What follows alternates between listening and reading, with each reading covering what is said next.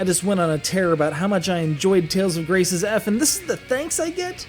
I can appreciate the attempt to move some RPGs into 3D, though for a medium that thrives in 2D, I'm not entirely sure how sold I am on the concept. Regardless, the last thing I want when exploring this new territory is a melange of buzzwords that the game repeats ad nauseum, further diminished by a protagonist who embodies everything bad about JRPGs. He is the jackass. And while I realize that a good plot can make you get behind such a character, if that turn isn't at least tipped early on, it just becomes a slog where you're going through the motions, mind totally in a haze of, I want to sock this hoser in the teeth! And who could blame you?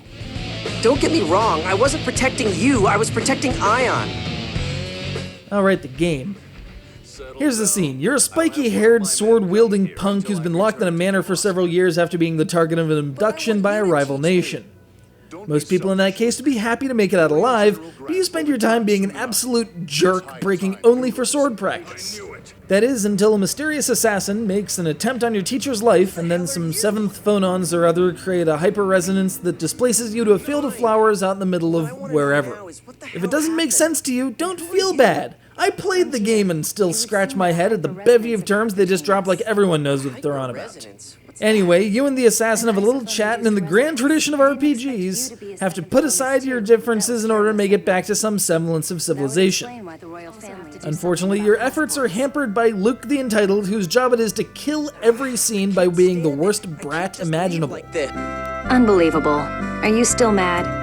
Of course, they called me a thief. And that's a shame, because there's a lot going for the game otherwise. Battles play out in a pseudo-linear manner where you're locked in a line with your enemy but can move the line by targeting another enemy. While in combat, you can use a variety of attacks by combining the A and B buttons with slider pad directions. Part of getting the hang of the battle system, though, is recognizing when to block, if you can make Luke swallow his frickin' pride long enough to admit that he can't just breeze through everything. Honestly, I certainly dig the whole adapt PS2 RPGs to the 3DS precedent that this game seems to establish, and the actual conversion is handled rather well. If you can stomach dealing with a world-class jerk for hours upon hours upon hours, or are somehow placated by hearing Sandy Fox is a cute mascot animal, give it a rental at least. And then play Tales of Grace's F to see it done right. Mew, please go talk with the Liger Queen.